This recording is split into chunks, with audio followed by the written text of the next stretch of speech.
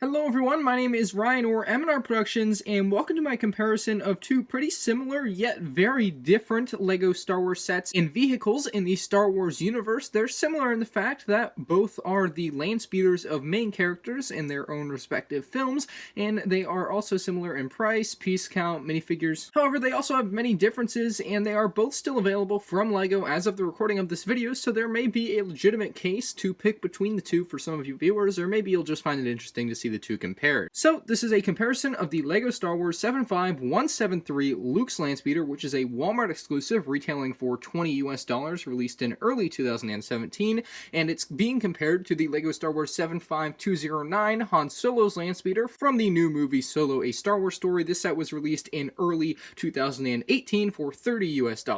The Luke's Landspeeder includes 4 minifigures and 149 pieces, so that's a little bit more than 10 cents per piece, unfortunately. So if you're looking at the price per piece, Luke's Landspeeder is going to be a little bit on the higher end, as opposed to Han Solo's Landspeeder, which for $30 US, you're getting 345 pieces, which is going to bring you under that coveted 10 cents per piece mark. Both sets have a good selection of minifigures. The Luke's Landspeeder does include twice as many minifigures. I do not count the Cerulean Hound that is included with Han Solo's Landspeeder as a minifigure. I mean, come on, this is not a minifigure, this is a animal. Much like the rat in the Luke's Landspeeder, that doesn't count as a minifigure either, so you get 4 with Luke's Landspeeder, and you get 2 with Han Solo's Landspeeder. Let's take a closer look at them. I'll say this right off the bat, I think it's pretty clear that the Luke's Landspeeder has the better minifigure selection here. For $20, you get 4 pretty darn iconic minifigures from the original trilogy, as opposed to $30 netting you 2 semi-iconic minifigures. Han Solo, of course, is very iconic, and he's in a new outfit. He looks pretty spiffy, while QI'RA is not quite as iconic as any of the other figures. I would say this QI'RA minifigure is even less popular and less desirable than the least desirable minifigure in Luke's Landspeeder, being the Tusken Raider, and that is a pretty darn cool minifigure. As far as the 2 little animals included, the Cerulean Hound definitely beats out the rat. It's a brand new animal from Solo: A Star Wars Story, the first time we've ever seen it in LEGO, as opposed to this rat, which is a pretty lame throw-in, which honestly they could have done without, but still I guess it's nice that they did go that extra mile there. The Luke Skywalker does include a pair of binoculars, which are very nice to see. We've seen those for years and years now, but he has his typical Tatooine outfit, as well as around back he has some extra printing there. He does have 2 faces, which is pretty nice for a $20 set. That extra little detail does really add up there.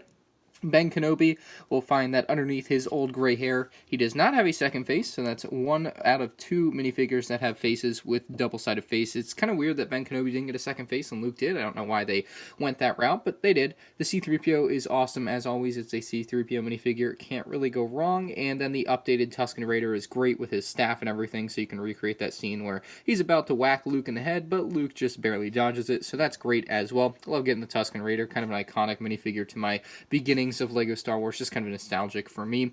As far as Han Solo's Landspeeder, we get Han Solo with a double-sided face, classic, and then QI'RA with a double-sided face as well underneath this very cool hairpiece. She actually has a very, very nice hairpiece. You can see that second face around back there, but 2 very bland figures with Han Solo's Landspeeder, in my opinion, as opposed to a very popular and iconic minifigure selection on the left from the original trilogy. So Luke's Landspeeder is going to win the minifig battle.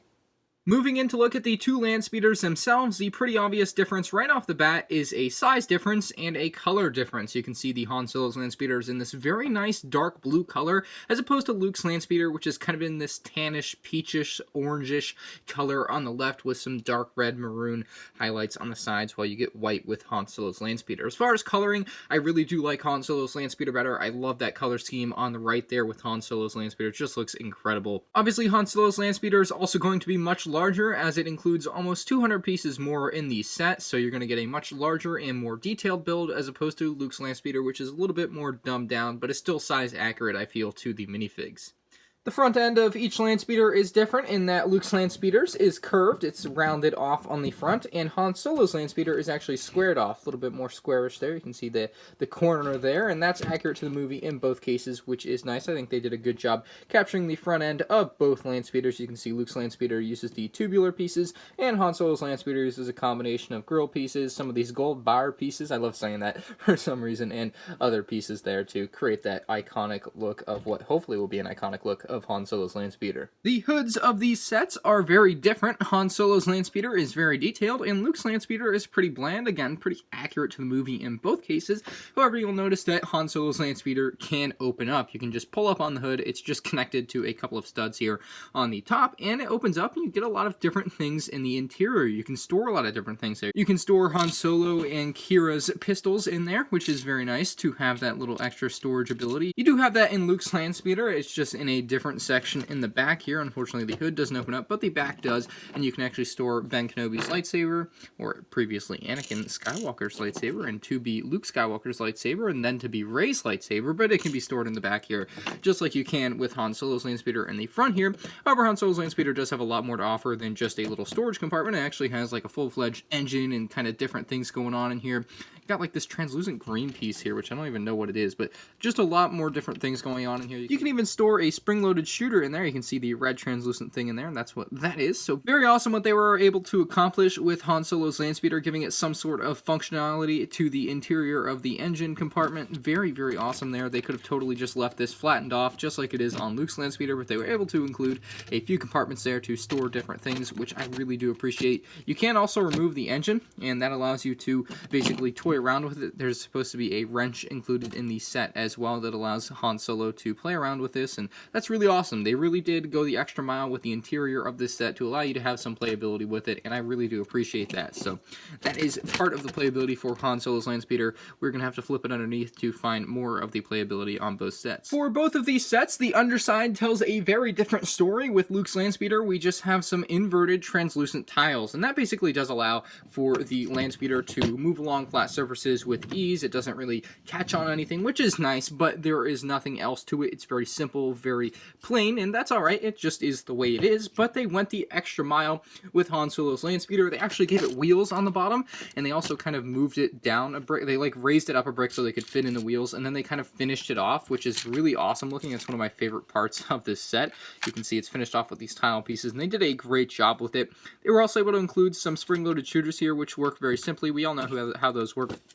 All you have to do is push in on them, and they shoot off and fall down under your table where you'll never find them again. So that's how those work. Pretty simple to use, and there goes the other one. But I really like the way they finish off the bottom on this one as opposed to on Luke's Landspeeder, where it's just kind of this plain bottom. And again, that's fine. It's probably the way it is in the movie. It's accurate, but Han Solo's Landspeeder just has that extra bit of detail, which I really like. So that's Han Solo's Landspeeder. The wheels work excellently. They roll just fine. Pretty high friction, though. They won't go forever, you know, but it does work just as intended. Looking to the rear of both these sets, you'll once again see a very different story in both areas. The Han Solo's Landspeeder is much more souped up, more detailed than the Luke's Landspeeder, which incorporates these kind of cheese slope grill pieces, has some stickers on these different engine bits here on the back, which do look nice. I like the stickers they used. However, they can be a little bit of a hassle to put on. You'll also find a very small sticker on the top here, and then again, on the left side of Luke's Landspeeder, you're going to find that extra detail with the stickers, which is nice.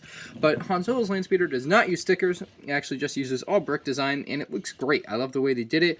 Has this kind of bar going across the top, which I think looks awesome. They did a great job designing that and making it accurate to the movie and having it look good. Like, it doesn't look out of place at all in the Lego version, which I really do like. Now, again, with Luke's Landspeeder, you can open up the back. We showed that. But with Han Solo's Landspeeder, there's even an extra little feature hidden back here, which is very hard to see. You actually can't see it at all, but you can pull out a little thing here, and this is inside of a crate, and it has like this blue, I don't know what it is, but it's this kind of blue hologramish thing in here, and that's just kind of hidden in there. It's just an extra little feature included in the set, which I really like. It's not really explained what it is, but it's something extra. You can also take that out and just kind of store other things in there if you so choose, but it's definitely there as a feature if you want it, which is really awesome. The cockpit for both Landspeeders tells a similar story in both areas. I do like them both, but I do like Han Solo's a bit more. You can see Han Solo's does have a couple of printed control panels as well as a steering column for Han Solo to sit in and use. And you can also fit in QI'RA on his right, so you can have both minifigures inside of the cockpit area of the Landspeeder. It has a giant windshield piece on the front, and there goes QI'RA into her seat. So you can see both minifigures there. They do have to have the arms up to accommodate them, otherwise they will not fit, so just keep that in mind when placing your minifigures in, that the arms do have to be positioned in the upward position.